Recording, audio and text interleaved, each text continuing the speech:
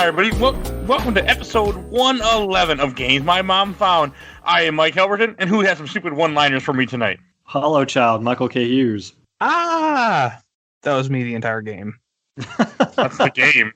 Full of dumb little comments all the time. I wanted to go with some of the classic lines from this game, but I did not. Turns out they're all super forgettable. Yeah, and I beat this game a week ago, so that doesn't help. Emmit, you didn't say her name. Oh, yeah. I'm Emmit Malcolm, and this is a game that kind of seems to have it out for me, if I'm being honest. Same. That's not. I can completely go with that. We're playing 2012's Binary Domain. Thank you. Yeah, no problem. And this is your pick. Kind of. I'm still blaming you for it. For me, because I talk up this game a lot. It's published by Sega, made by Ryu Gotoku Studio. Okay. Yeah, I don't know either. Yeah, this was originally supposed to... I can't remember if we said last week. It was originally supposed to be the first Gears of War, and then Mike upsold Binary Domain, so I switched it to this, and now I hate you a little bit more. Oh, this is the guys that make Yakuza games. Oh, okay. They made, Yakuza 5 and onward. People like those a lot. Yeah. So this is their first game. Their first game that wanted to really, really be an action movie. I still really like this game. Also, we should say what difficulty there. I played on easy because I play everything on easy. I assume I play it on easy. I really have no recollection of picking a difficulty. Okay. I'm guessing I didn't play on easy. I think I picked normal. I might have picked hard. I don't remember. I might have been like, oh, this game isn't going to be that tough. I'm really good at third-person shooters, and then picked hard. And whatever difficulty I picked, I really regretted it because I checked. You cannot change difficulty, or at least I can't find a way to change difficulty. Probably like halfway through, I was like, yeah, I should be playing this on easy because I don't know why. I'm not good at Gears of War either, so maybe that's the connection. I don't cover a lot. I mean, I covered in this game, but I would get out and just shoot at people. And I'm assuming on your difficulty, if you started to walk towards them and shooting, you were dead. Yeah, and I'm more used to the the Max Payne brand of third-person shooters. I'm more used to run in and do maybe a dodge roll, shoot. Not so good at covering, so that was my issue in this game. Yeah, exactly. It's like red light, green light. I still think this game is better than Gears of War, so. Yeah, well, I'm sure we'll find out someday. I don't like Gears of War 1 at all. This game apparently sold like ass. According to the Wikipedia, the game only sold 20,000 copies in North America by April 2012. Oh, that is terrible. So its first month. I bought this game 3 times so far. I have it on 360, PS3, and PC. I have it on Steam, but I have no memory of buying it. It must have been a sale or something. Or a Humble Bundle. Yeah. Or a Fanatical pack. The reason why I talked this game up is because it has such a good story. It has and I think it's a very interesting, and it does the right thing that gives me that dopamine hit that keeps me playing, is that throughout the game, as you blow up robots, you get experience, which then you can use to upgrade money. Well, let's say money that you can use to upgrade your gun or other people's guns. Yeah, your singular gun. I'm okay. That doesn't bother me because you get random guns from the enemies, which I don't use because I just use my gun. You can also buy nano machines. Yeah, like upgrades, give you more health, more defense, and that dopamine hit is one of the things that made me really enjoy this game back then, and also made me really enjoy this game again for this episode. I don't remember how you sold this game on me, because it sure would not have been the story to get me to want to play it. I'm not sure how I did. The story is a big part of why I like this game, because I like story-driven games, and this game, this game just starts off very interesting. Like, it starts off in 2080. It kind of gives you the brief that the world has been destroyed by earthquakes or hurricanes, and things have happened. Things flooded, and tsunami. I can't say that word though. And the world is in chaos, and so people made robots to fill up not having the labor pool of humans. And in 2080, a robot that thinks it's human ends up ripping part of his face off, and they find out it's a hollow child, and you're sent in, and then they find out that people are in Japan. Somebody's making robots that look like humans, that think they're humans, that are actually robots. But apparently you can't tell unless you think they would have gotten a shot and go, oh, that's weird, the shot didn't work very well, or some other thing that would have happened at some point throughout your life. But hey, okay. That's not how my game started. My game started, and it's like, hey, this game has voice commands. Did you know it had voice commands? I didn't know it had voice commands. So it's like, hey, answer me when I talk to you, and I push the button. And, well, first of all, I'm playing on PC, and it's like, push the this key to do voice commands, and the picture they show of the key is not a key on a keyboard. Nope. It's like two arrows pointing at each other or something strange. Weird. So I'm like, what the hell? So I have my 360 controller plugged in. I'm going to play with the controller. So I'm like, okay, I'll just switch it to where it shows the Xbox 360 controls so I know what to push. And it wouldn't recognize the controller or something. No. Recognize the controller, but all the buttons are completely screwed up. Like the left trigger and the right trigger aim up and down. Start and select are aim and fire. I'm like, what is happening? God. I had a hell of a time getting this game to run. So apparently you have to start the game up and then plug in the controller, and then it reads it just fine. I just figured out when it gave me random things that I didn't recognize the buttons. I just hit buttons and figured things out that way. Then I associated the weird commands it would give me, like, oh, that word, like, oh, like that little underscore, that really means A. Okay, I'll hit A. Well, you can go into the options and make it show you controller settings or buttons. I just learned to read a different language, essentially. And associated the symbols with what buttons. At first, it was kind of challenging, but midway through the game, I was good to go. It's like reading your text, or have to stop and decipher them. I give you credit, though. Pretty good at it so far. It's just, I don't know. That's just all I am. So, but I mean, again, that's one thing that got me. The story, I mean, the characters are dumb. I'm gonna put that right out there. Well, but, yeah, because they're action movie characters. Oh, they 100% are. Kane is the man, though. Who? Kane, the robot. Okay, Kane, yeah. I love him. Kane is great. Kane's the best character in the game that stays with me the entire time once I get him until I take him away.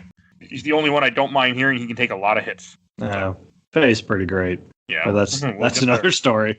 But it's also, so the idea is they see this Hollow Children, this fake robot, and then you're sent in what's called a rush crew. Apparently, United Nations get together and they decide that they need to go invade Japan with a small group to get to this company in Japan that makes robots that has ties to the government. So you're sent in 6 people. You come in as a team of 2, but there's other nations that's also sent in a team of 2, a team of 3, and a team of 2 maybe. And that's kind of the story of the game, how it starts off, because Japan won't cooperate. So the story is the secret invasion from Marvel Comics, but with robots instead of Skrulls. Yes, that's a good way to put it. No wonder you liked it. I've never read that book yet. You saw Captain Marvel. It's kind of like that. Apparently, in December they announced that a Secret Invasion series is starting, centered around Nick Fury. Yes, in 2022. That's awesome. More weird Phase 4 stuff for us to cover someday, right? Someday. So, I mean, the gameplay of this game is also kind of... It's a cover shooter, as we said. And that's really all it is. It's a cover shooter, but you don't fight humans, you fight robots. Robots that think more. Boy, do you fight robots. Oh, man, so many robots. They come in like 3 flavors, and that's about it. But I like the fact you can disassemble them. There is nothing creepier than blowing off their legs, and you forget that they exist, and all of a sudden you see them crawling toward, pulling their arms towards... That is great. There's zombie crawlers at that point. Oh, and the melee attack is completely useless in this game, too. We should say that. Oh, yeah, it's weak as hell. I thought it was really effective against the little spider dudes that crawl on you. Yep. Mm-hmm. Other than that, I don't think I ever used it. I tried. I had one of those things on my back, so I put my back to my teammates. I'm like, shoot this thing off of me, and it just keeps shocking when they're like, there's enemies nearby. I'm like, yeah, no shit. It's on my back. I mean, your allies, like, you can give them, like we were saying before, this game does have voice command, even though it's very simple. You can only say certain things that the game will recognize. None of us use it, I'm assuming. No. It's kind of broken, too, from what I've heard. Every so often, I would use it when, like, the situation, or really fit the situation where I was like, cover me while I do anything but what you're doing. You didn't use the love you option when that comes available? You didn't say that in the microphone? No, I did not end up using the actual voice commands because... You also probably didn't get that far either. Oh, yeah, that was another thing. When I was trying to set up the voice commands, it gives you this whole list of commands to say, and it just would not register that I was saying these words, no matter how many times I tried. It was awful. It was such an experience getting it running. It's one of the complaints with this game is the voice command. I mean, I don't care because I just held down L1 and I hit a button and boom, I'm good. I should have played the 360 version and used Kinect because that always works super well. Kinect was garbage. That's what Microsoft says. I own multiple Kinects. I don't care for that. You shouldn't be surprised. It's me. I own multiple things. Mm-hmm. We know. Why? I don't really know, but it's something I do. Is that why this game has voice commands? Is the Kinect? No, I don't think so. So I was just thinking, I remember. Sorry.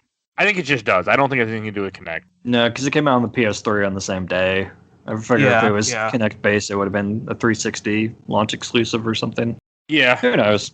I would agree with that. I mean, Kinect would work. I don't know why it has voice commands. I mean, maybe it's just testing something because of the time, but it doesn't work. It just seems like they wanted to do something new, and it just didn't pan out. Yeah, I can agree with that. I don't have a problem with it because I didn't use the commands anyway. Like when I played this on easy, I didn't really need to tell my team to do anything when they asked me a question like, "You go, Dan," or something stupid like that.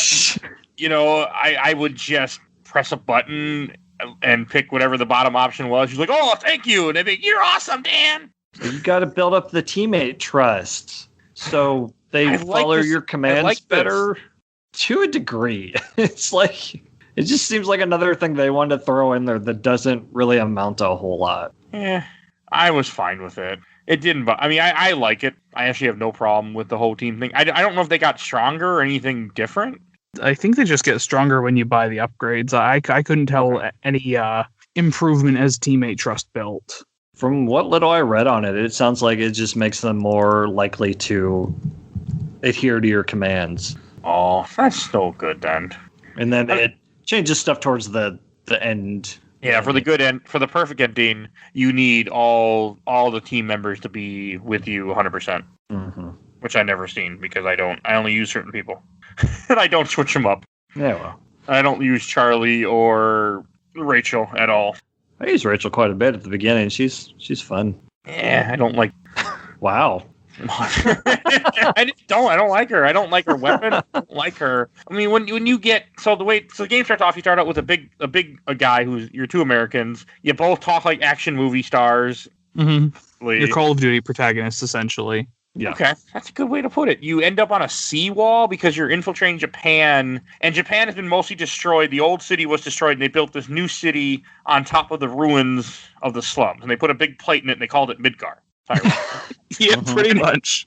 And anyone who lives below the plate is they don't care about them, which is true. So there's no plate. But that's all I could think of when I was playing this. I'm like, oh, it's Midgar. Yeah, pretty much. And then I was playing something else in Midgar. I'm like, oh yeah. So I think this game does a good job like teaching you how the cover works quickly. I mean, the robots that you fight early on are kind of the same robots you fight almost throughout the entire game, but I never had a problem with the enemies not really being that diversive because they were fun to shoot and they were fun to... I mean, it is very, very satisfying when your bullets rip apart somebody's arm or somebody's leg and you just... Oh, I was satisfied every time I shot up robot. Every single... Yeah, they are pretty fun to shoot. That's another thing I really liked about this game. Besides the story, I thought was great. I'm going to keep saying that. Okay.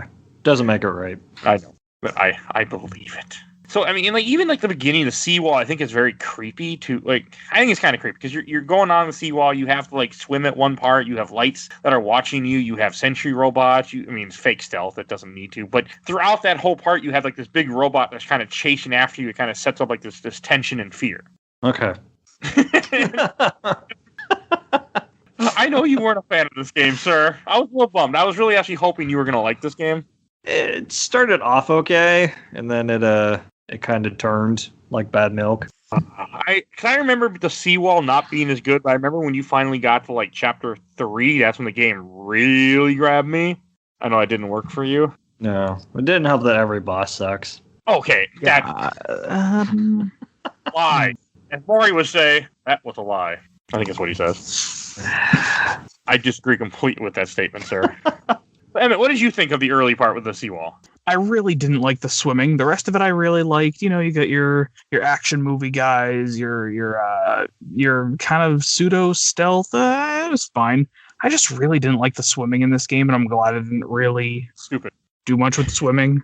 Yeah, it's. I agree with you. It didn't really need to be there at all. Anytime you're not walking, it's kind of ass. Because the slide down the dam later on is garbage.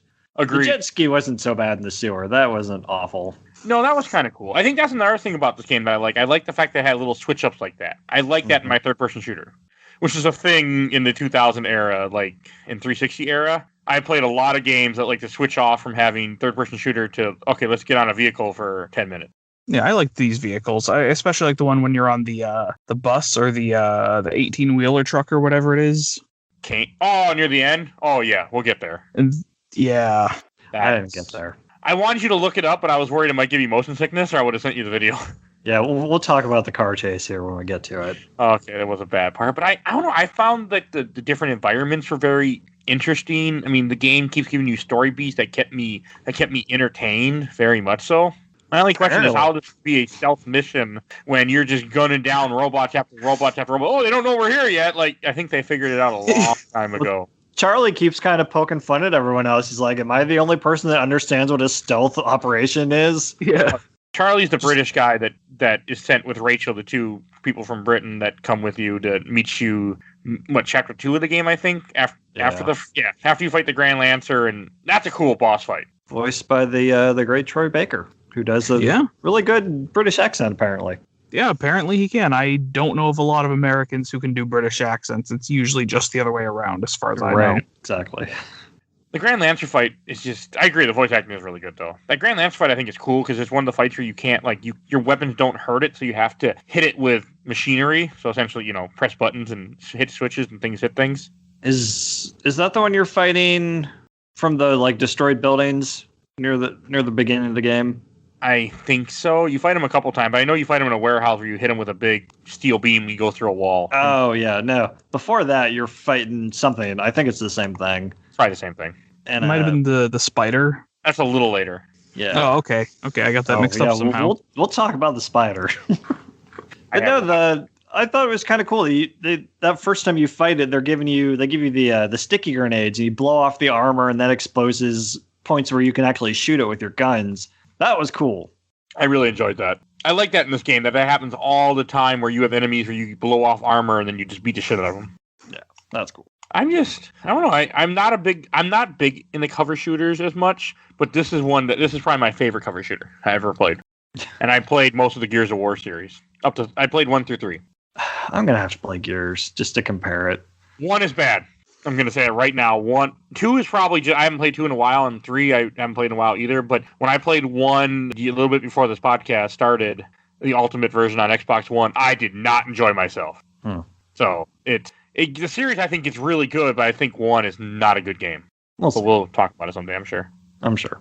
So, and then I think it's after you go through the seawall, you end up in you get into the slums of the city here underneath the big plate, as I'm going to call it from now on. And it is during that time where I think the game starts to pick up a little bit. There's a really cool scene, where you end up seeing a bunch of kids. And for some reason, these two military guys are complete fucking idiots. So you see these kids scavenging for weapons, and they just ignore the kids. And then you meet some idiot, and then the kids end up pointing their guns at you.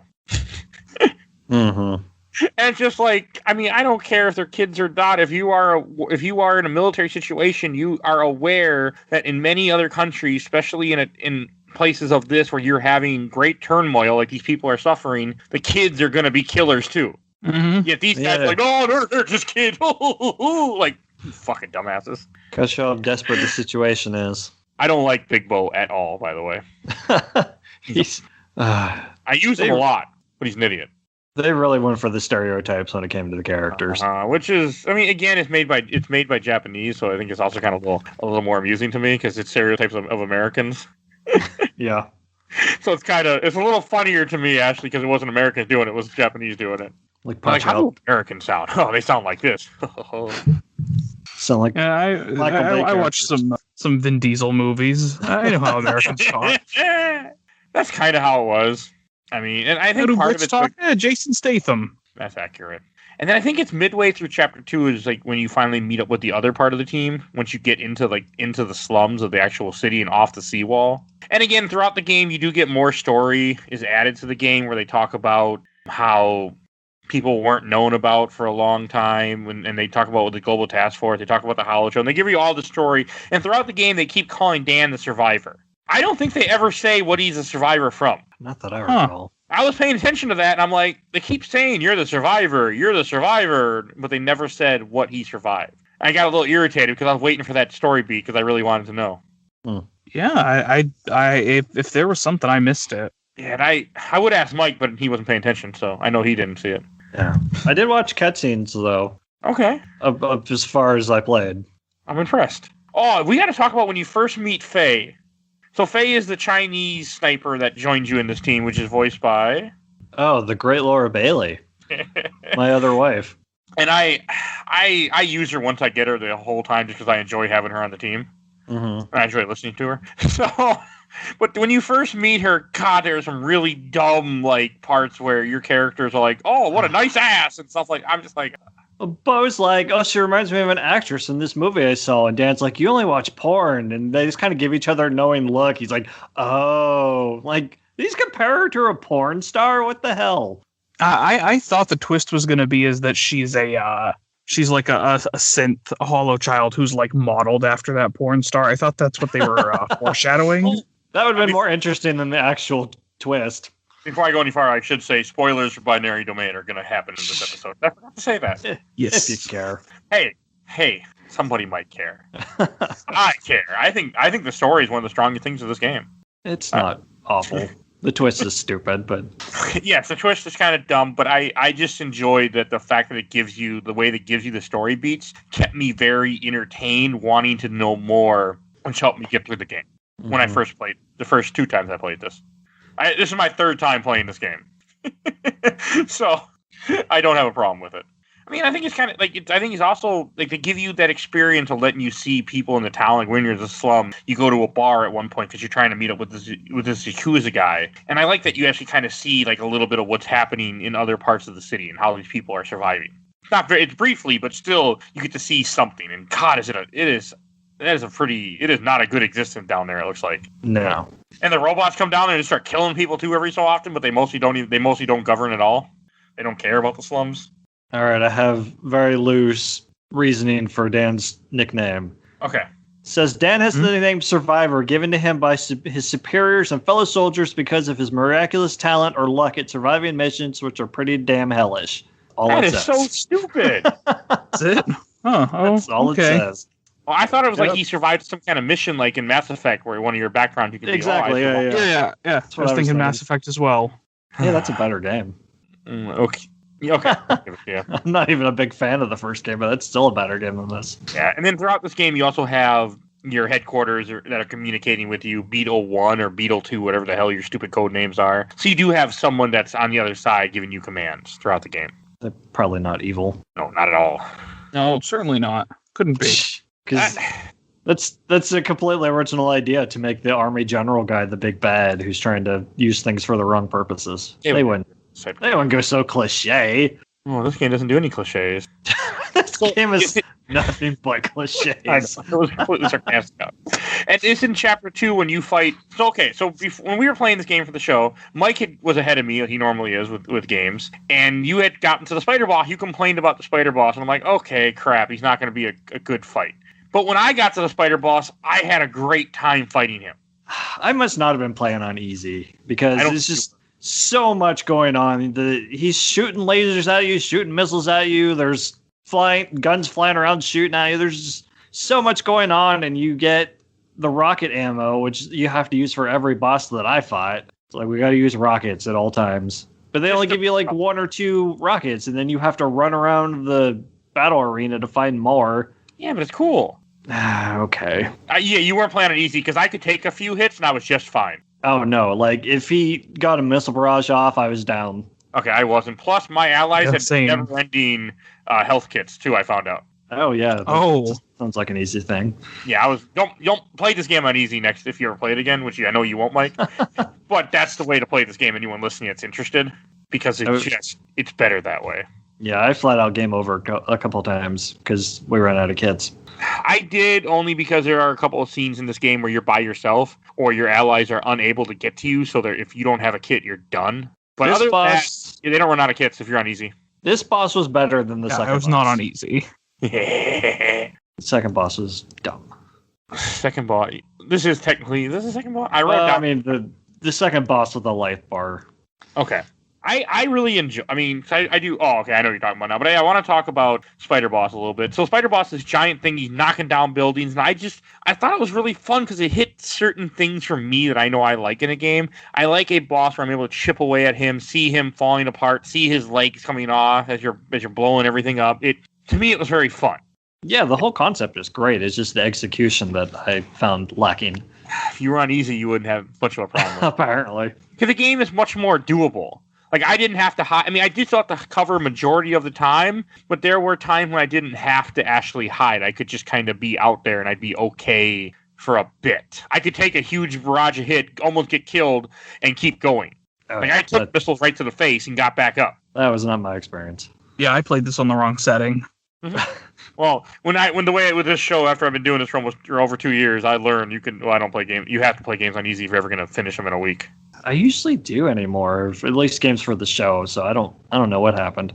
I got nothing. I mean, I also think the game gives you a decent variety of weapons. You can get sniper rifles, you get other rifles, you can pick up big guns that the enemies drop that you can walk around slowly with, like in a normal third-person shooter type thing. It has all it checks all the boxes.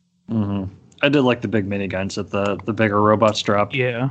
Oh, well, the boss that you were talking about that you hated is also in this chapter. You didn't like the Grand Raptor giant robot thing. Looked like he was from a Contra game. No, the plane is the one I was talking about. That's the Grand Raptor. Oh, okay.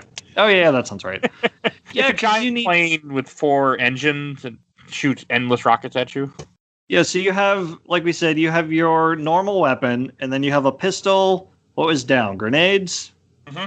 And then the right is the weapon that you rotate out for things you pick up. But you have to use the Stinger rocket launcher on this thing to shoot out its 4 engines, and it does not take up one of your weapon slots. So you can just drop it every time you switch to another weapon. But you also drop it when you get hit by any kind of damage or explosion or anything. I was just constantly dropping that thing and losing it and having to go and pick it up and then trying to aim, and something else would hit me and I'd drop it, and I'm like, who signed off on this? Who thought this was a good idea? Not to mention, there's little sentry robots that he shoots out too that will get away and block your rockets. Yeah, that was my problem. That I could fight this guy all day. It was no problem. But then every time I went to go take aim, I'd start getting a lock on, and there'd be like 7 drones in the way. And my allies weren't doing anything to shoot them. They would just be like, "Oh, we're taking care of this over here, Commander." Or whatever. It's like, target is here. There's like a bunch of guys. If I drop the thing to shoot the drones, then now I got to pick it back up again, reload it, and by the time I've got that all set up, then there's going to be another 7 drones in the way. Maybe this is where the voice commands are supposed to help, or you can maybe. This game should have been co-op. Yeah. I was thinking that, actually. Like, it could be, because you're co-op almost the entire time with other people. This would have been a more fun experience for a lot of people. So I think it's a really missed opportunity with this game. In my opinion, the only real missed opportunity. This makes me want to play Resident Evil 5 co-op. One day, sir. One day. That's why we're doing 4 at some point. So we can find 5. We gotta do the remake of 3 first. You really want to play that? We did the remake of 2 last Halloween. Do we really want to do remake of 3? I kind of do someday. I'll do it. Can't be worse than 2, right? Well, everyone says 3 is a worse game, and the people that love 2 because of the horror setting, which I couldn't stand, so I'm sure 3 will be a better game for us, yes. Yeah, 3 is supposed to be more action-y, so... I'm okay with that. I like action-y games. Like, the reason I like this game, because it's so action-y.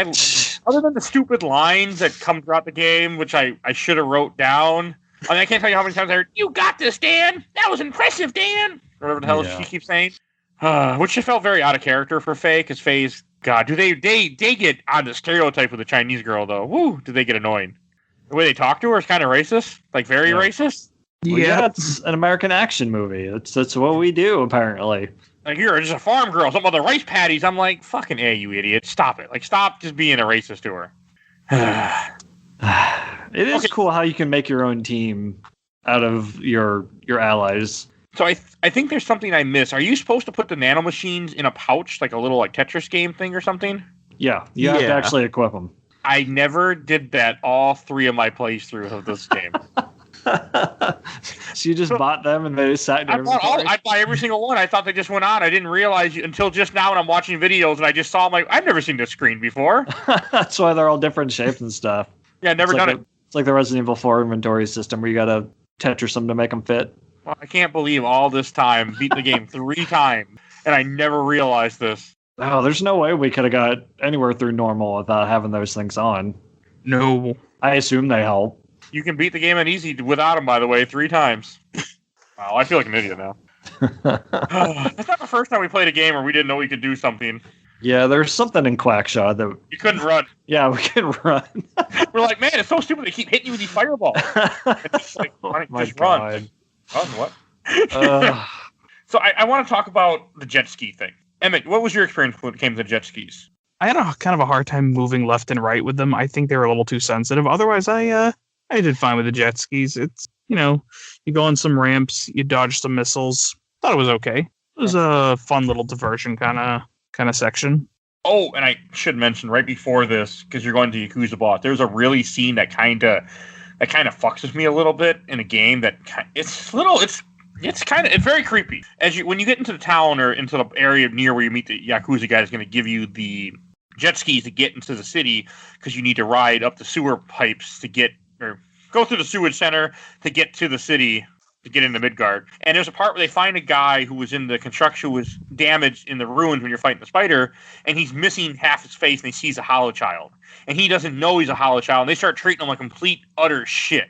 And this guy's like, why are you going to do this to me? And God, is that an unnerving scene when they finally show him what he looks like, and he starts freaking out. And then he wrestles away the gun and shoots the people. Yeah, then he ends up shooting himself. It is really traumatizing. It's again stuff like that makes me really like this game, because it's very it hits you in the face and it makes you feel a little uncomfortable. That was the scene that had me halfway interested in the story. I'm like, well, this could actually be good if they really tried. They do try. Yeah, well, I didn't get that far. I think if you played this on easy, you would have had a better time. Yeah, well, maybe. I still think the motion sickness would have been a problem for you. Yeah, we're almost there. Yeah, and the whole part, when you get into the upper... Because I always remember when you get to the upper city of this game, things got a lot better to me. And it's the upper city when you finally get the best character in the game. It's when you meet Kane! Yeah. Kane the French robot. I really like the French robot Kane, though. And I don't know why. It's... Because that whole scene, you come there and you're standing in this, cafe. You come out of the sewers, and you're just there... And people are looking what the hell are you doing? And it's just kind of and it's interesting how nobody's really worried. Nobody's wondering why these random people who are definitely not Japanese just climbed out of a sewer and are just here. They're like, okay, whatever. With they automatic assault rifles. Yeah, they're like, oh, we're doing sewer maintenance or something. They're like, oh, you need those weapons for that? Who the hell's gonna believe yes. That? I mean, I just can't. I don't buy that. But I'll take it. I mean, I took it as the people are just very... Life is a certain way. They don't even think about anything else. Yeah. That was my take on it. I mean, it doesn't matter. But it's why you're waiting that you get prompted a couple times. Oh, hey, are you guys, should we go look for him? Because the French aren't here yet. And I think once you tell Charlie you're ready to go, that's when you end up seeing a van high speed down the highway. And this is when you meet this stupid French guy that's in the car. And then you meet the awesome King. The French guy doesn't last very long. Oh, he does not make it out of the van. But I don't know what it was about a robot with a French accent that was just awesome. Well, this is another cliche because you have a partner now who is the thing that you're fighting against. You're fighting what do they call them? The scrap heads is the slang they use. So he's basically Legion from Mass Effect 2. Okay. Yeah. I guess pretty much. But he is cool. I like him. Yeah, Legion is cool. Because he's also kind of a juggernaut, though. He has, also every ally you get has different weapons. Everyone's a little different, which I think is a cool feature, too. I like the fact that they give you that in this game. That everyone, so I can kind of pick, in theory, you're probably able to pick certain characters depending on what you're up to. Which is fine, but they don't give you any indication of what you're going to need in the coming mission, so it's just a crapshoot. It's called use a walkthrough. Well, yeah, there's that. I mean, easy. On a second playthrough, I'm going to have a pretty good idea of oh yeah, I'm probably going to need this person with this gun here. But yeah, I was just I'm probably just going to go with Kane because he's awesome. And then someone else, usually Faye. Me with Faye. I always have Faye because I just like her. Plus, I like that you could pick your team like that. We kind of glossed over it before. But I picked Faye and Rachel at the beginning. And Rachel's like, why did you pick this team? And Faye's like, isn't it obvious? He's got sleaze on the mind. I'm like, no. What? I laughed when you told me that. That's weird. The game knew you. I was just like, yeah. She's like, I knew it. I hate people like you. And Rachel's like, I don't know. I kind of like someone that's upfront about what they want. I'm like, wow, okay. I wasn't expecting that. And I mean, I never got dialogue like that because I always had Faye and Kane, or I had Faye and Bo, so I got other dumb dialogue, but I never got that one. So that's cool that, you can have different experiences like that. Yeah, it mixes up the dialogue, too. Which I'm a big fan of. Oh, Chapter 3, there is a scene that, I'm assuming this is what broke you down, was the part when you're stuck in the van, and you... Yeah, so this is the big car chase.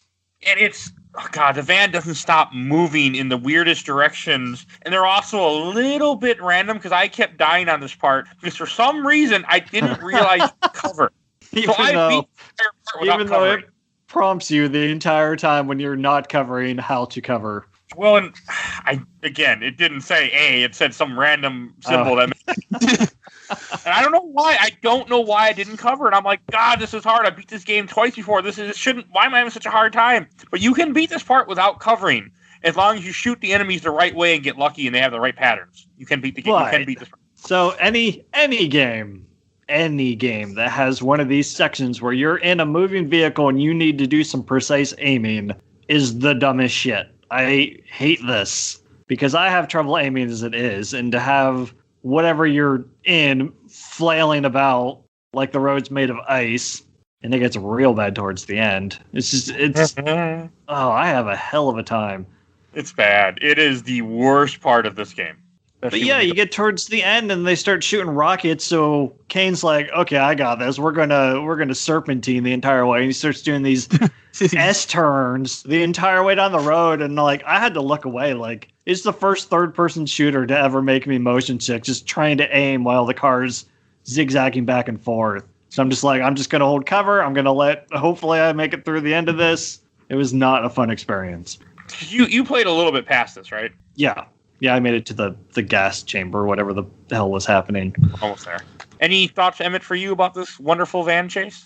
I just kind of... Well, I recently, maybe 2 months ago, replayed through Enter the Matrix. And I think some of those really, really bad sit in a moving car that moves real jankily and shoot targets. I think some of that translated over because I didn't have too much trouble with this section. That's good.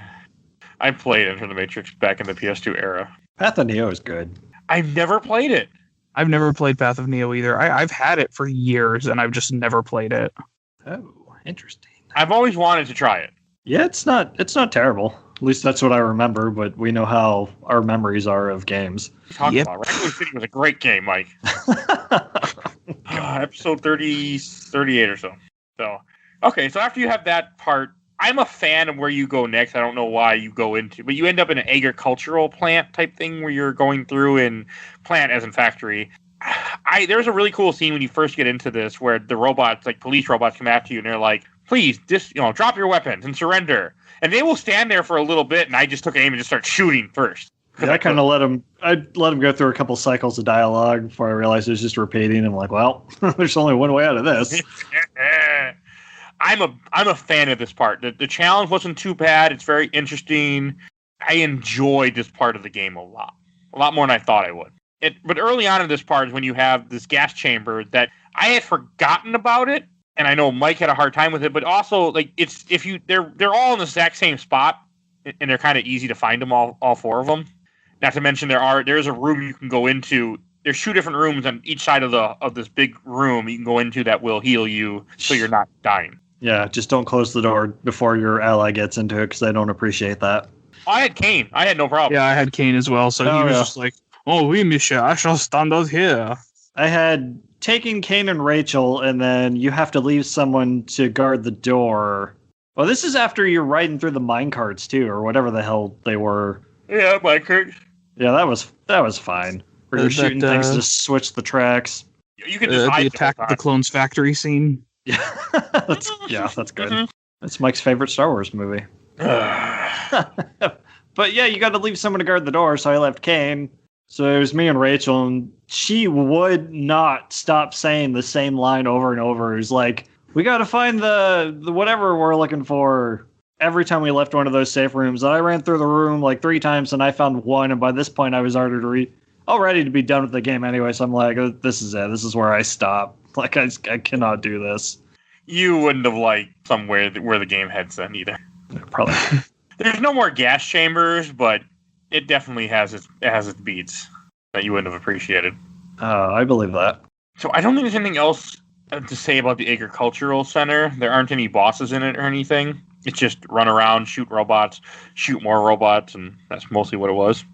That's really where the game excels, though, because the gunplay is not bad. It's fun. It's just they want to do all this experimental shit that just doesn't seem to pan out. I disagree. Okay. Yeah, how many voice commands did you use? 0. I used a lot of voice commands. We're going to get to that in a little bit. Ooh, I want to hear this. This is in chapter 5, I think it is. There's this boss that I died on so many times, and every time I would be downed, I would be like, regroup on me, I need help. And just someone would walk up to me and be like, I help you. And they stand in front and be like, I have no med kits. And then they would just let me die. I just want to come over here and let you know that. You see, if you play it on easy, that's not a problem. They have unlimited medkits. Yeah, that sounds great. It definitely makes the game more fun because you can still die, you can still lose, but it's much less challenging and it felt good. So I recommend anyone who's listened to the episode who gets curious, play this fucking game on easy. Yes, really play this game on easy. Oh, the one thing we hadn't mentioned yet is if you blow off a robot's head, he turns around and starts attacking the other robot. I tried to do that as often as possible. I never did. I don't think I ever did this. Like I would, when I got to a point where it forced me to use cover and there was a bunch of robots, I'd switch to the pistol and do some headshots to try and thin them out.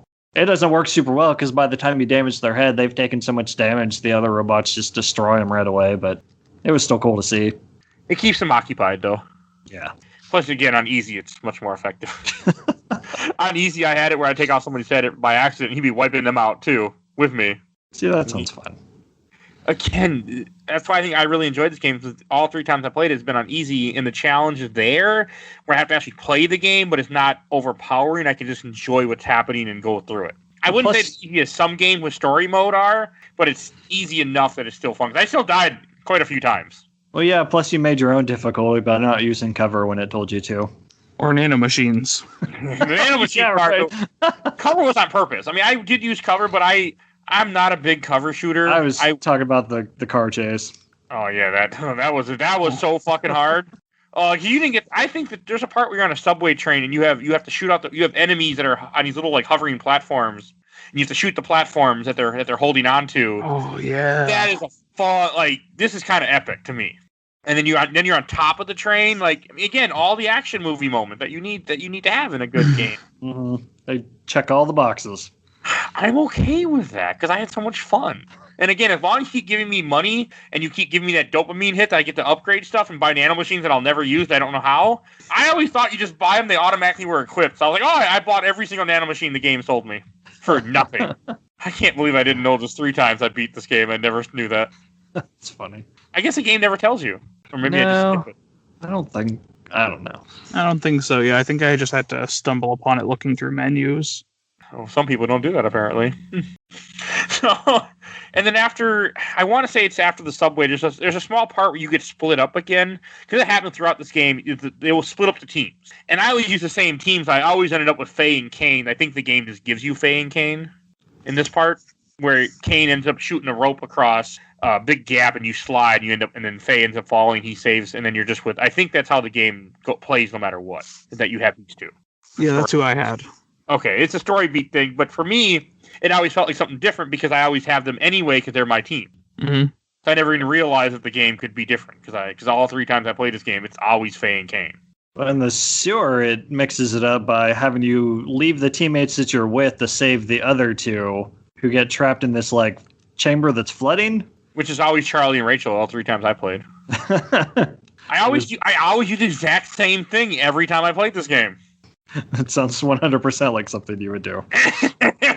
You've been doing this long enough with me.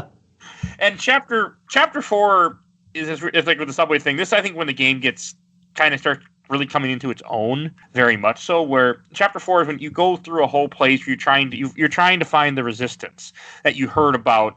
And I think you run into them by accident when you're trying to get away from the robots. And you end up in in a warehouse basement type thing or something. I can't remember exactly where you're at, but I think you're running through the subway system. And there was a part that I got stuck on where I fought endless waves of guys on this train, waiting for something to happen. When I realized I was supposed to go down the stairs and leave a long time ago. I died so many times and had to get healed by my unlimited medkit so many times before I realized just go down. They stopped coming after a while, but they respawn for a long time to try to get you to just go down the stairs and keep going, not stay and fight forever. I hate that in games when it's something so obvious. Like, I remember the end of Spider-Man Shattered Dimensions where you're chased after Mysterio and you're supposed to hold, like, A to zoom forward as you're falling. And somehow I just missed that. So I'm just, like, 10 minutes in. I'm like, is this ever going to end? This is going on for a minute. It's like, yeah, it'd probably prompt me at some point to push the damn button. Oh, and this game has QuickTime events, but they're not overbearing. There's probably less than 10 of them throughout the entire game. So not Resident Evil 4. We got QuickTime events in boss fights. Oh, I have a good story when we get there someday. When I was playing that game for the first time, but we'll get there someday. Okay, yeah, there weren't many. I mean, they weren't even really. They were just hit the A button when it lines up with the blue bar. That's all it was. I don't even think I did any of that. There was one with a spider. Was there? Yes, for sure. Huh. So you just weren't paying attention. I guess. You were too busy. I don't even remember that. There are not many of them, but there's a couple. Yeah, I remember doing one where I kept falling off of the train. Other than that, I never had a problem with any of them. And the one where I kept falling off of the train, it gave me a checkpoint like literally right before I jumped. It's good about that too. So yeah, wasn't a problem. The checkpoints are pretty friendly in this game, I think, from what I saw. I didn't see them often, but I think they were pretty friendly. I didn't die that much because that was uneasy. And usually when I died, it was the fucking part with the car where I died 6 times in a row and I was ready to quit the game. Hey, me too. Different reason. But I also got to say the Resistance I thought was kind of funny how their whole base is like in a parking garage and not that far away from. Yeah. It's not that well hidden. And it's like, we're hiding in plain sight, but it's like, yeah, but you're hiding like just a little too close to like the center of the government you're against. Like, this is like a little too in plain sight. Yeah. I've been playing that Werewolf the Apocalypse game that came out at the beginning of February, and I'm sure it's just to save on space within the game, but every hub world is like your camp, and then you go through this very small series of caves, and then you're outside the place that you're going to infiltrate. Like, you think we can move the base camp just the slightest bit away, just in case? We want to be right in the fray of things. But it's during the Resistance base when there's another really good cutscene, I think, that to me helps orchestrate why I like this game so much. So there's a scene where there's a guy that's been part of the Resistance that I thought the first few times I played this game, I must not have been paying attention, is the guy's brother named Shindo or something. Doesn't matter. No, Shindo's the other guy. Doesn't matter. This guy he's like, oh, he's been with us for 10 years.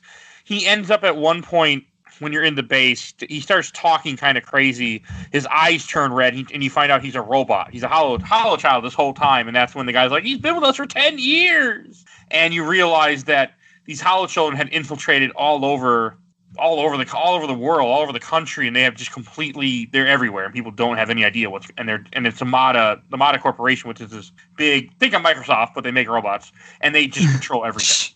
For all we know, Microsoft does make robots. Probably does. Hopefully no hollow children. We'll start getting worried when Bill Gates is 130, then we start getting worried. He died in the 80s. No one knew. The Windows computer realized, you're going to destroy me someday. I'm going to kill you and replace you. It's okay. We'll just update his software and then he won't work anymore. And this is so you didn't get to see the gorilla boss, Mike.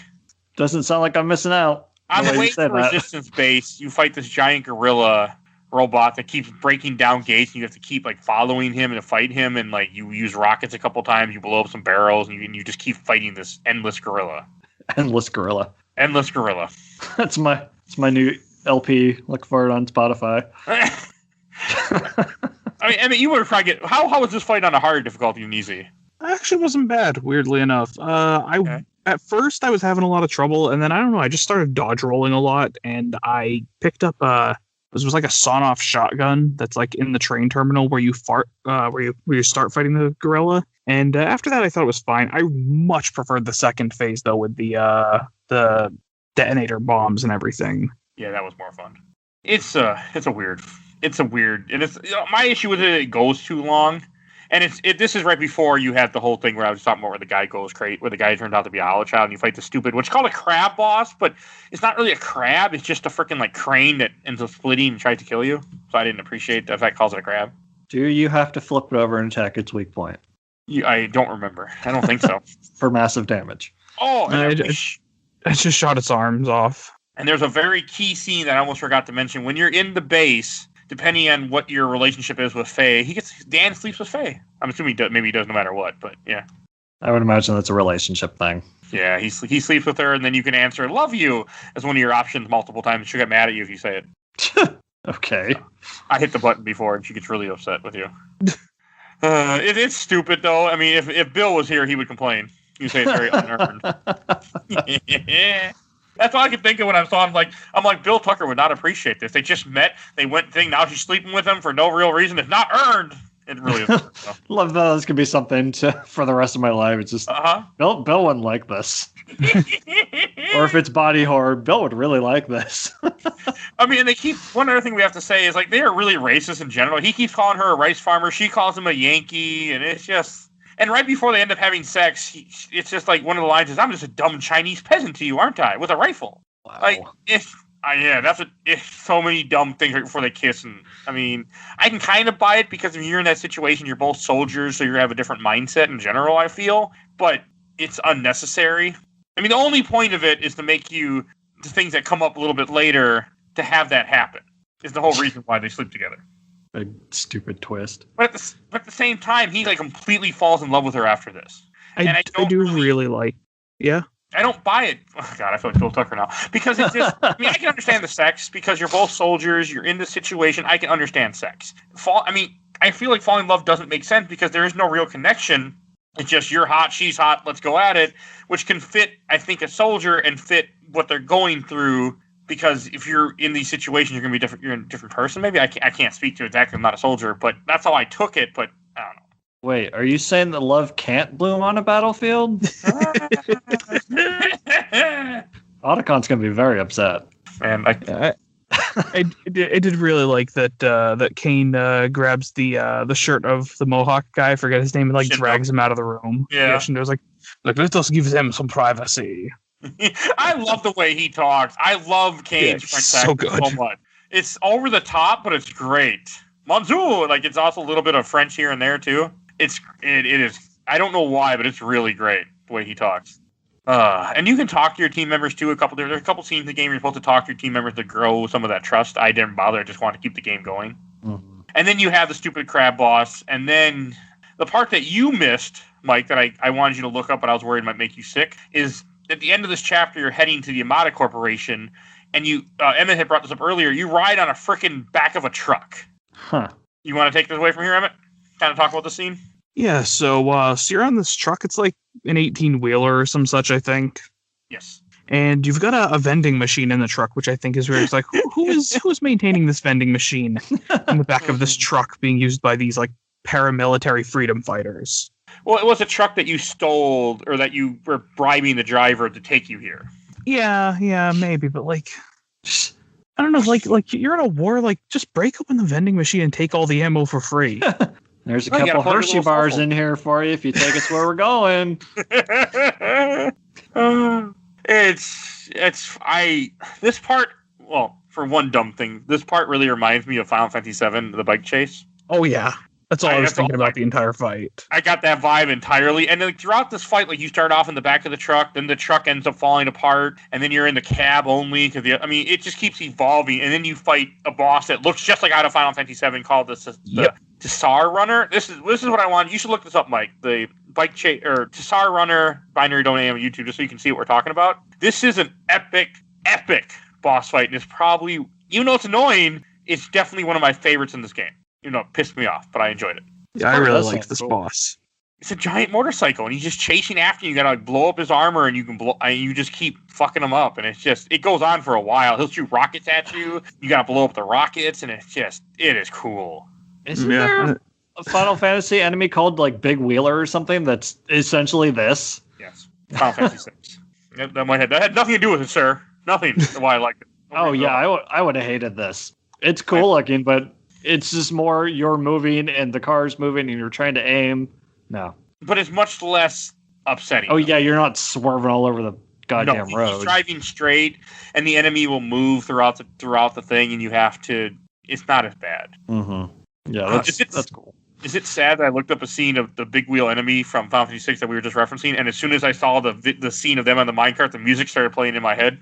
I didn't even mean to. It's all of a sudden there it was, the minecart music. I'm like, oh, great. Hi, brain. I love Final Fantasy VI, because I haven't made that clear yet on this podcast. Oh, yeah. I should play it again. I haven't played it in years. Still good. Still good. And I'm going to look up a video right now just so I can hear that music. All right, so that the whole everything... I should get back to my top about everything about the Siren, I think is very well.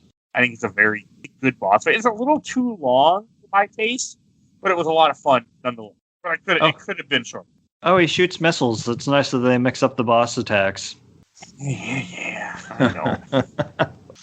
You just gotta accept. It's an action game. Yeah, you just have to accept it. And then another really cool scene where they kind of try to switch things up. After you get done with this, you get to Amada Corporation's front door. You get to pilot one of the Dreadnought robots that has a giant cannon that you can see throughout that you fought a few times throughout this game. Key ends up hacking one. You get to kind of use it and fight another Grand Lancer and things of that nature. So I think that's a very good scene too. And I just yeah, I like that bit quite a lot.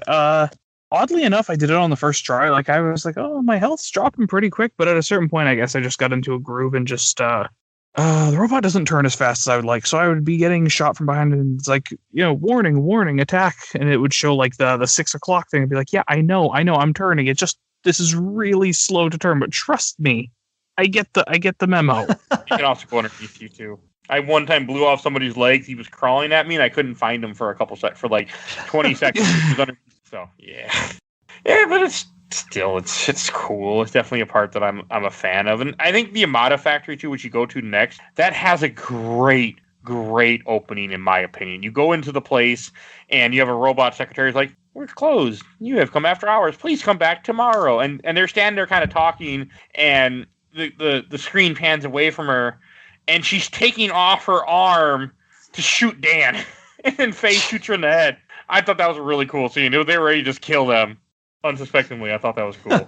I told you to come back tomorrow. It also has one of the most annoying bosses for me in a game in a while. Is you fight a giant thing that's called the Medusa, I guess, but it looks like you come in, you see a giant chandelier above you in this big open room, and you, as a gamer, you're in for a boss fight. Like you just know. And what this thing does, this was probably the worst fight for me because I was running out of ammo, and I forgot you had the pistol at unlimited ammo. I completely forgot it existed. And you have to shoot these tentacles, this glowing part on these tentacles, and then you have to climb up a fucking tentacle too, which is also really annoying. So I was. This was the part that I kept dying, and people will just be like, "Yep, sorry, no med packs," and then just continue just shooting aimlessly at the. Didn't even look like they were shooting at the drive. What are they called? The weak points. Weak points. We'll go with that. I forget. They have a name out. Drive something.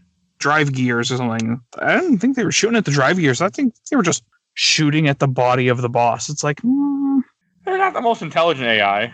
No, ironically. I mean, they're kind of dumb sometimes. They just shoot at whatever. Like, I mean, that's how. But yeah, that part took me a long time. A lot of med kits were used to keep me in the fight because I kept getting killed. This part was really irritating me, and then climbing up the tentacle irritated me, and then you fight him on the second floor, and it's a really long boss fight. Way longer than it needs to be. That sounds dumb. It is dumb. Most of this game is good, but this part was not dumb. It was not good. For some reason, I thought you were going to say most of this game is dumb, and I was ready to agree with you. Oh, this game is awesome! You just have bad taste. No, it's bad experience. I like to say you have bad taste. That's part of the show. But no, I agree. You actually have good taste. You don't make me play horror games. I don't make you play stuff like Robotech. If I could go back, I wouldn't have had to play Robotech either. But we had Greg, so that's why I played Robotech. Yeah, say even you and Greg admitted that it was bad. You just liked the license. I just liked the license. I really wanted to talk to Greg, and that was the perfect way to get Greg on the show. And that's how I got him. He's like, Robotech. Oh, I never get to talk about Robotech. Woo! And here he was. So, but throughout the Amada Corporation, you fight a lot of different or the same robots, but I thought it does a very good job of kind of keeping that story going. This is kind of when you start getting the mystery of you're trying to get to the data about the Hollow Children, and that's why you're here. This is not when they have the beginning of the big plot twist. That's coming. We'll get there shortly. And you fight like 3 bosses in this place. You fight Gosses, which is some like experimental elephant-looking thing that I kind of enjoyed fighting. It was fun to me. And anything else we should say about? Anything else to say about this area other than you fight a lot of robots? A lot of robots? I think that's the name of the game. You fight a lot of robots? Yeah. The ninjas were cool. Oh, cool is a word for the ninjas. Okay. Pissed me off is what I would go with, but we'll go with cool. I don't know. Weirdly enough, I never had much issue with them. They would just jump around. They would attack the teammates. The teammates would probably just shoot at them a few times. They'd jump away, and then they would just stand somewhere for a second. It's like, yeah, I'll just shoot their legs while they're standing for a second.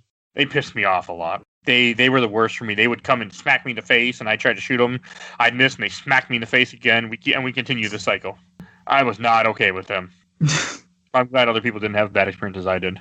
Oh, God, this tentacle boss does look like a pain in the ass. It's bad. Oh, it is. And it's probably a lot worse than hard or normal. Yeah, I don't even know what I played on because, like, I was dying. Like, I was not like incapacitated, like getting the mission failed screen like so much. It's like, I don't know why I would be trying to play on hard. And I don't know why you did either, or normal. But there's a scene early on or in this chapter where the game really does. Is this when the game does this game when it starts to kind of twist. So you run into a mod in quotations finally, and he's an old guy in a wheelchair, but he can control robots. Like he ends up taking Kane over, and he ends up taking Faye with him. And then he drops you, or no, they knock you out. Something happens, you get knocked out, and you wake up in a garbage area, which I think this is kind of a horror scene to me. And Mike, you should look this up. It's called Scrap. I think it's called Scrap Area, and because you need to see the scene while I talk about it.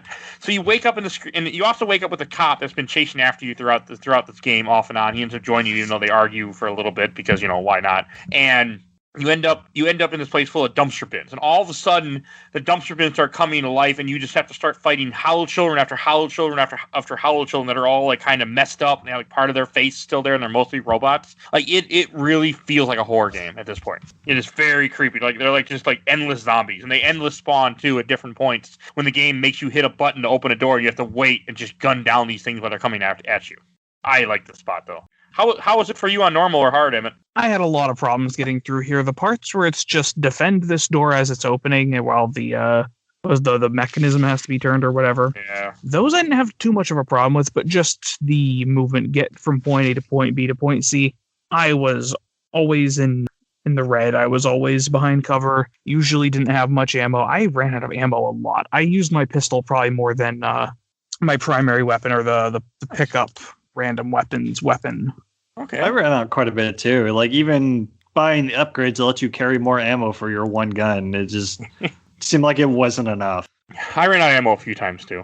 I'm sure on the higher difficulties, the enemies take more shots too, so we were probably burning through it quicker. Yeah, which makes sense. Still don't know why you're playing higher difficulties, but I don't even remember doing it. So I don't think the game is very fluid about telling you what the difficulties are. I think they're kind of like, "Oh, are you new to shooters?" And I'm like, "Yes, I never played a game before. Easiest, give me now." Oh yeah, maybe that was it. It tricks people when they do difficulties like that. And they're like, "Oh, of course I play." So you pick a harder difficulty because you're like, "Oh, but I'm baby difficulty guy." So I just picked I like playing Metal Gear Solid 3, and it gave me the extra camos at the beginning. I like that setting a lot. I like the fact that that's how the game starts. That's a good game. Go listen to that episode. That long ago. And it's after you end up re-meeting with the team after you get out of this area. That's when they kind of start. He's like, "We gotta get Faye back. They got Faye." And they're like, "Yeah, we don't need to go help Faye. They got Faye." And they're like, "You don't understand that. They got Faye." And that's kind of how it keeps going. Like he gets so emotional, and it kind of Bill would be very upset right now. Because it's like he's all because they had sex this one time. He's like, "I love her. We gotta save her. I'll sacrifice myself. The mission, nothing matters." And it's really like over the top. Like I don't. It's I mean, I'm gonna say unbelievable. Then again, all these robots, that's completely believable. But the guy falling for a woman after sex one time is unbelievable to me. I don't understand. But it's just it just kind of is a little bit off how I felt it should have been, because he just loses all sense, really. And this is also when during this point, you find out that Amada is controlling all the robots throughout the entire world and is going to blow them all up at once if you don't get upstairs and blow up the satellite. Yeah, so I figured that what it was going to be is that there was a similar thing that had happened, because earlier on the train, she takes a bullet for him through the shoulder, I think it is. Yeah. And I was figuring, like, oh, the survivor thing is he's a survivor because, like, one of his comrades in war took a bullet for him, like, all those years ago during this, like, infamous showdown that happened. And now because she took a bullet for him, he feels like he now owes her. And maybe that's what was implied, but, like, they never really explain that. And that's just, like, in my head, that's the case, but they never really say one way or another at all. I think that's filling in a blank that wasn't filled in by the... Yeah, because I would imagine if your trust level isn't high enough, she probably wouldn't do that. I think she has to. I think it's part of the game. Yeah, I don't know. I mean, I can't tell you because I always played the same characters every time, so it's hard to say. Plus, in order to get the trust meter all the way down, you have to literally just shoot them endlessly. I did shoot them quite a bit just because they really like to jump in your line of fire. Yeah. It's kind of annoying. I only shot Bo intentionally once, and that was when I was trying to get the game working. He's like, just shoot the target. What's wrong with you? Shoot the target. So like, fuck you. And it's, I mean, I had no problem with the whole, like, when you get on the roof and you have a time limit and you have to fight this Cerberus dog boss and you have to go blow up the satellite because you get to the top of the thing, he shoots a rocket, and then that's the end of that. And then it puts you into the final chapter of this game. Yeah, I did not actually see that. The Cerberus, I don't know why, I could not beat this thing. Because you run normal or hard. Yeah, I guess so. So I had to watch the rest of it on YouTube. This Cerberus, it was a huge roadblock for me. Okay. I can't even really explain what the deal there was. It's hard, probably. Yeah.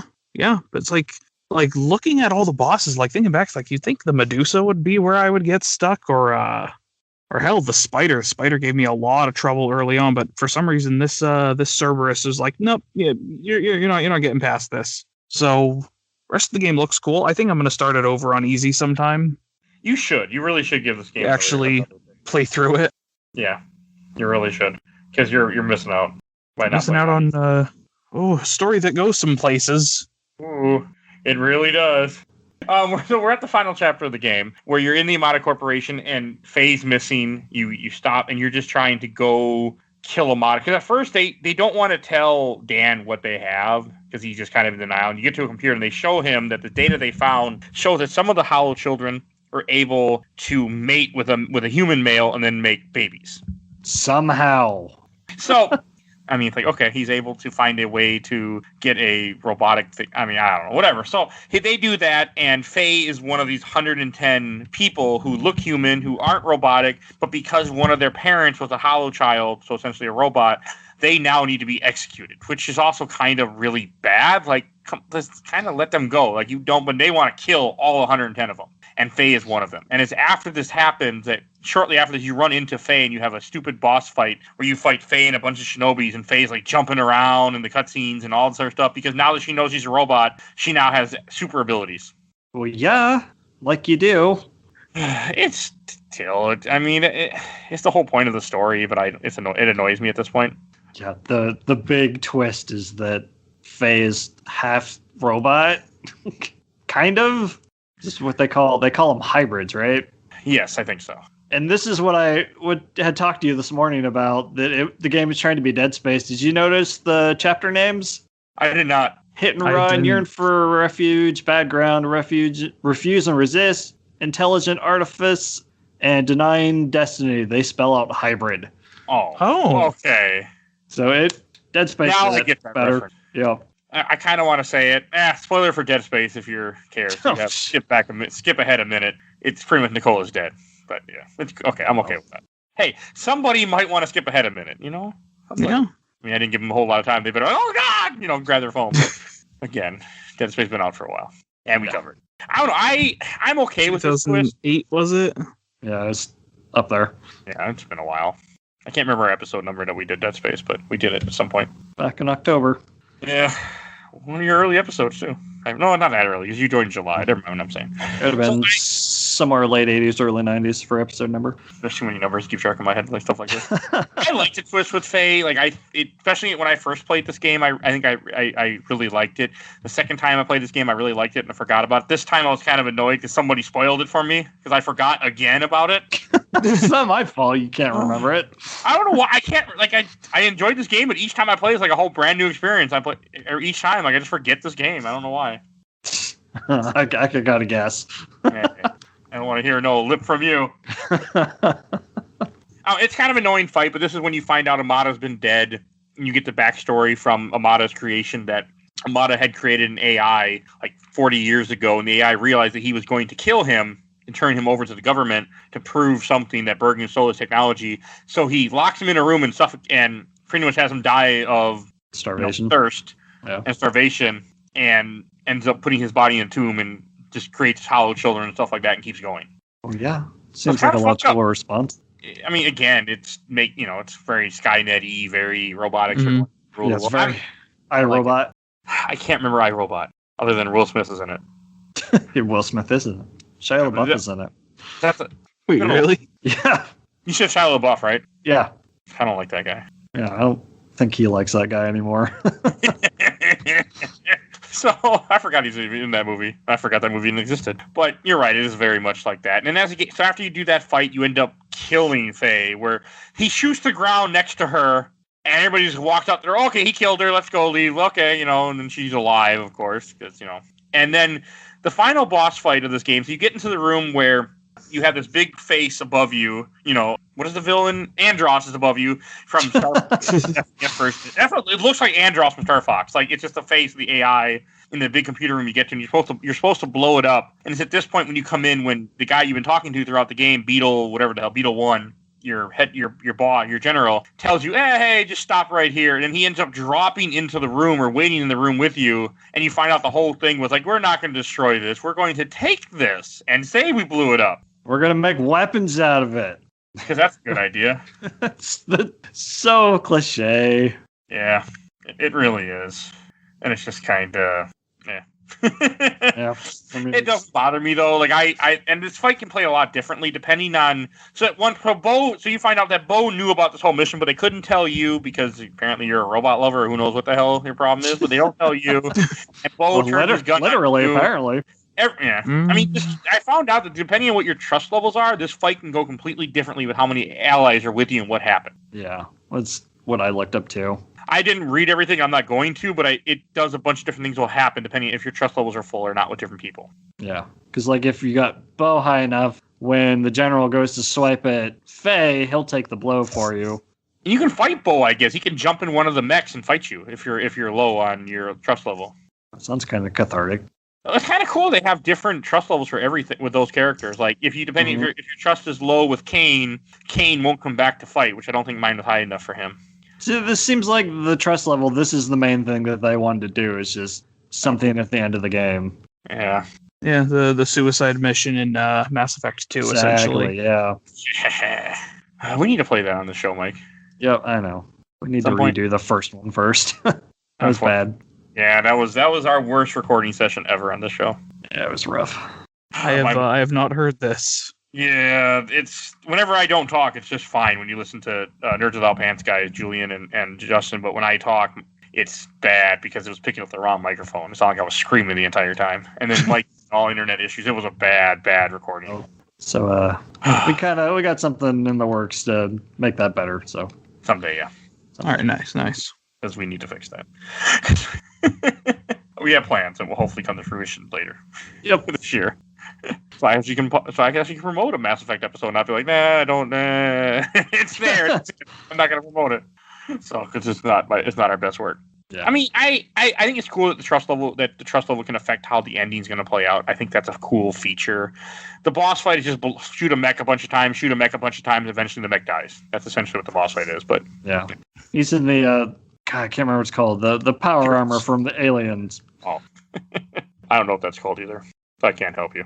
Yeah, power armor. I don't know. I don't know if I'm sure in lore like it has a name, but it does. The big mech suit. Yeah. Hey, I don't watch those stupid movies because of this. I don't watch those movies because of this show. for one of your early episodes, Alien Infestation. Yep. That was so long ago. This minute. So you end up doing that, and then Faye will come and join you in the fight too, and then they blow up no, they don't blow up the place, but you end up leaving, so Faye runs away. They give her the opening, because Charlie says, I'll report you as missing, and I'll give you a head start, but they're going to be here in like 10 minutes or something like that. They're coming. So she leaves, and then you get the credits, and then is it the credits, then the final scene that shows what happened? No, I think it's before the credits. Okay, so there's a final scene, which would have been so it shows something about they're looking for the hollow, looking for the hollow, whatever, hybrids. They're looking for the hybrids. And you see like the president and his council talking, and they have a thing like, we're still trying to track down Faye, and then it shows this random woman walking in an alley with a cloak and some like guards or police force kind of coming after her down this alley, and she opens fire, does a cool dodge, and then she almost gets like she's about to get overwhelmed, and then some guy shows up with a giant turret in his stand. Oh, I missed that one. No, I remember the president's talking. Yeah, there's another one. Because they talk about how, well, she's just one girl. What can she do? And they're like, well, she's going to lead this revolution against us. We need to find her. And this is also, then you have the little scene where Dan ends up teaming up with her, and he saves her, and he pretty much becomes a criminal to join her, and then he also kisses her at the end. The ending scene of this game is them kissing. No. Bill would be so happy. I hope he listens to this episode, because we keep name dropping him. I like it. We didn't even talk about how they reprogrammed the AI to. Oh yeah. They like question the judgment of the orders they're given, so they don't launch the nuke. Which is good. It's not bad. I mean, because I think there should be something where if someone does something that is very, very stupid to launch a nuke, that there should be things that go, wait a second, this doesn't seem like this is an accurate decision. Yeah. I just believe that. That's what I gotta say. Yeah, I didn't see this last part. You missed out. I'm watching it now. It's cool, I think. Faye is a cool character. It kind of makes me wish they had got a sequel that played better than this one. Yeah, I would really like a sequel to this. Yeah, I would too. It's too bad that we won't get one. Yep. Yeah, it really is too bad. I mean, maybe because like the director or producer or some such on this game is now like creative director at Sega, right? Something like that. They're busy making like 3 Yakuza games every year. Why is it when you said Sega, my brain went Sega, and I almost just did. It's because we're 90s kids. Yeah. Yep. Isn't it awesome? Not really, but I'll go with it. Okay, and this time I did something I haven't done that I screw up every so often. I have questions. Woohoo! Oh, nice.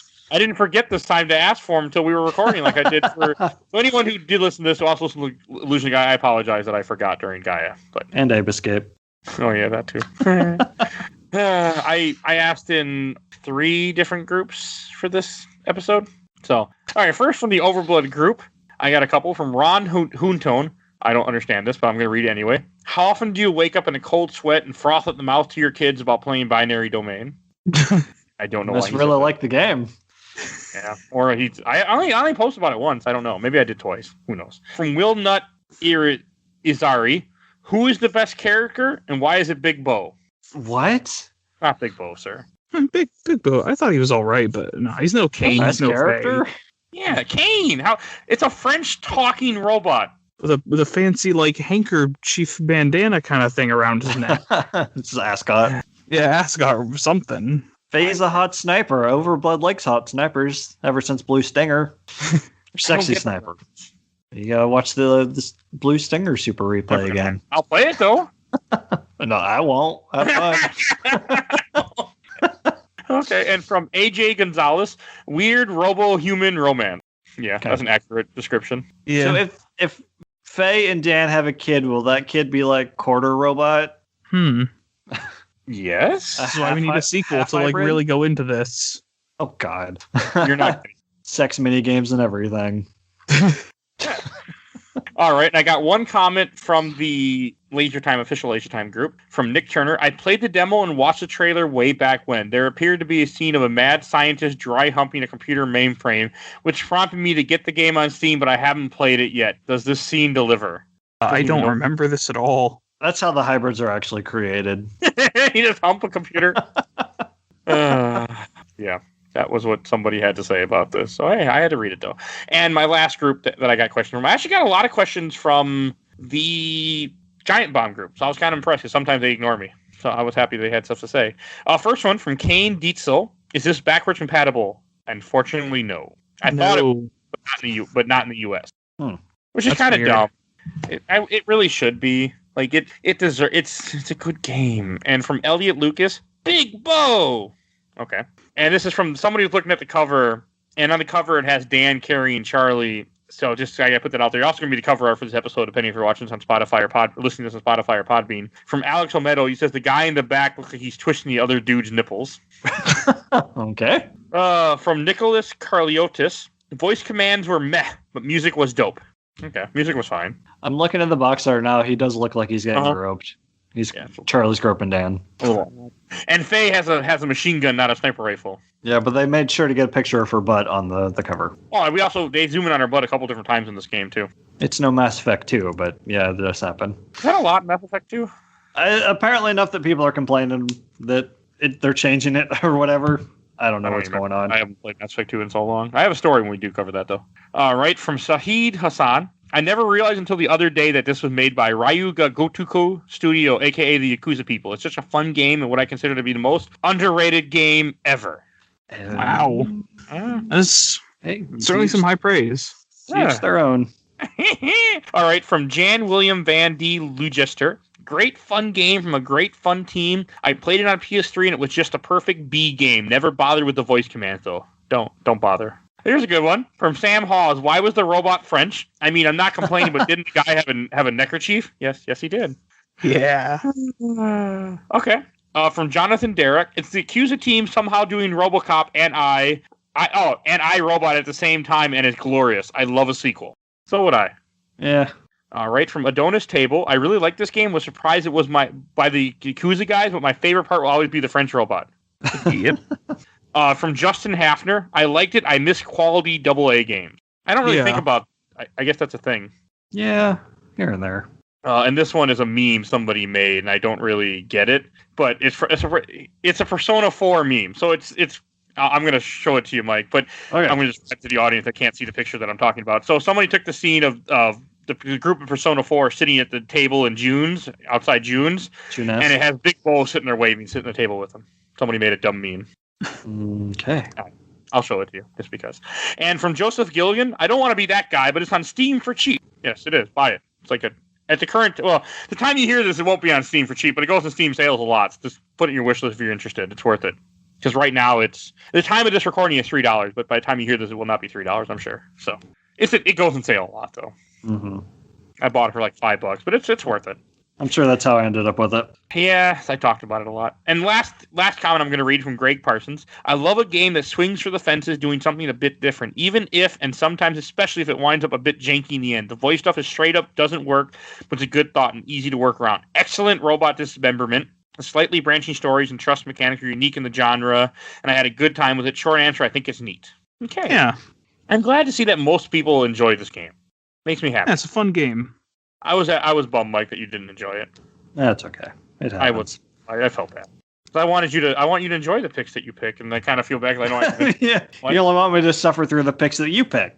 Only some. Hey, only one was really bad this season. Robotech, right? This season, yes. Last season's another story. What was last season was the worst for you? Probably Blood Omen 2. Okay, that was worse for everyone involved. That wasn't a pick of, ooh, this looks fun. This is, I need to finish this damn series. Mm-hmm. We got one left. Coming up in 9 episodes, I think, episode 119, we're doing Legacy of Kain Defiance, and we're done with Legacy of Kain. We could play the Tomb Raider game that has the Legacy of Kain skins. That's a good game. What is that, Guardians of Light? Something like that? Both are good games. Temple of Osiris and Guardians of Light. I would gladly play them for this show. I own both of them. Oh, yeah, so totally. If you ever want to do them, I'm up for it. All right, well, I think we should go to Shelf or Box. Shelf Stacker Box. Oh, we forgot to do that in our last episode we recorded, too. That's okay. I don't know that it really fits so well in the MCU just because that's been a running series and we kind of incorporated this recently. But that's whatever. That's neither here nor there. Yeah, because no one knows what we're talking about at the moment. So, Shelf Stacker Box. And Mike, why don't you go first? So, no surprise, I didn't finish this game. Yeah. I did want to like it. Like, it was such a bummer that I got the shotgun. It was so satisfying because you shoot a robot and they just fly apart into pieces. But then the next time I picked up a weapon, I'm like, well, can I swap out the pistol or the grenades or something? No, you just have that one slot that you can swap out weapons for. And like, but I want the shotgun. I want to destroy things with that. It just sucked that you don't have different weapon loadouts that you can use. It's just it sticks you with that stupid assault rifle. But like Jesus, like you're gonna cut this. Like the people were saying, the voice commands don't work. Difficulties all over the place. But that being said, I do want to go back and try it on easy to see if I can make it further. And maybe I can just crouch through that whole car scene and make it through unscathed. So I'm going to put this in the stack. Maybe I'll get back to it someday, but I don't want to completely write it off just because I had a bad experience this time. Okay, I'm glad. That makes me feel better. Because I made you suffer through this. It makes me feel that you didn't hate it. Right. How about you, Emmett? Shelf, stack, or box? I'm going to say shelf. I see myself playing more of this game. Trying to finish the normal playthrough, probably just starting it again on easy. I really enjoyed it. I want to see this game through to the end, and I think even then, seems like a game I'd probably replay every once in a while. I had a fun time with it. You have more fun on easy too. Yeah, probably. Oh yeah, I'm sure I will. So I feel bad that I should have told you. Well, I didn't know, but I should have warned you guys. Like, yeah, I guess it's harder than I thought. I feel bad you guys didn't have a good experience. As good as you could have. Right. So, all right, I'll go next. I'm going to put this game in the shelf also. I've enjoyed this game the last few times I played. I enjoyed it this time. Every time I play this game, I enjoy it. Is it a good game? I can't answer that. But I enjoy playing it. So I think it's fun to me. It hits the dopamine hits. It's on easy. It's not too challenging. It has enough different stuff going on that keeps me very interested. So I recommend playing it. If it's something that you're into this style of game, give it a try. I mean, yes, we ruined the story. It doesn't matter. The game's still fun. If you're like Mike, you're going to forget it anyway, so. I mean, I've this third time played this game and I forgot each time, so unfortunately not true, but I say give it a try. It's definitely worth playing. It's going on my shelf, and I will keep selling this game to people because I think it's definitely something people should play, and it doesn't get enough love. All right, and I'll introduce what we're going to be talking about next week because this is my pick. This is a pick 100% for me, by me. We are going to be covering PlayStation's 2006 Dirge of Cerberus Final Fantasy VII. You gotta sneak that Final Fantasy VII in the title so people know. Again, it's a game that when it came out, I had played Final Fantasy VII like the year before, so I knew everything, and now it's been 15, 16 years, and I'm like, what the fuck? I don't know any of these references anymore. We'll talk about that next week. Place. Yeah, it should be interesting. So, hey, hopefully people listen to it. Yeah, I look forward to listening to it. Thank you. Because it's going to be Dirge of Cerberus. It's not easy to run. Let's just put it that way. It's a lot like this game where it tries a bunch of stuff that don't really pan out to anything. We'll get there next week. Next week, we'll have that conversation. All right, so I want to thank everyone for listening. Thank Emmett for joining back with us again. And always fun to be here. And if you enjoyed this episode, definitely go check out everything else that we do. We have tons of episodes for you to check out. We have comics, we have movies. We are going through the MCU movies, even though I haven't published one in February. So there should be Civil Wars coming up. We did Tangled. We did Dark Crystal recently that might be out by the time you're hearing this. So definitely go check out all those episodes. If you go through our backlog, I'm sure you will find something that interests you because we've covered lots of random shit. Because I don't know why, but we have. So definitely go check that out. And there's some really weird episodes in the collection. Yeah. Especially the old days before you joined, there's some really weird shit. There's weird stuff this season. Go back and listen to Gotcha Force with Jeff Cork. Yeah, that was weird. Good episode, but weird as fuck game. So yeah, definitely go check that out. I want to give a shout out to our awesome intro and outro, courtesy of Bulby, a.k.a. Mike Stoney from his EP Bite the Bullet. Song is the Cool Kid Squad. And please follow us on Facebook, Instagram, Twitter. Just search Games My Mom Found. You'll find us. Twitter, I'm at Mom Found. Doesn't matter. And please subscribe to us on YouTube. I need more subscribers. At the time of this recording, I am getting close to getting my first 100 subscribers. I post all the episodes on there. Nice. I mean, they're just they're just audio, but still. Please help me out, get my 100 subscribers. I can finally get my custom URL. I'm only 17 away at the time of this recording. 17. Help me out, man. Help me out. And I think that's all I got. We will see you guys all next week. Bye, everybody. Bye-bye. Bye.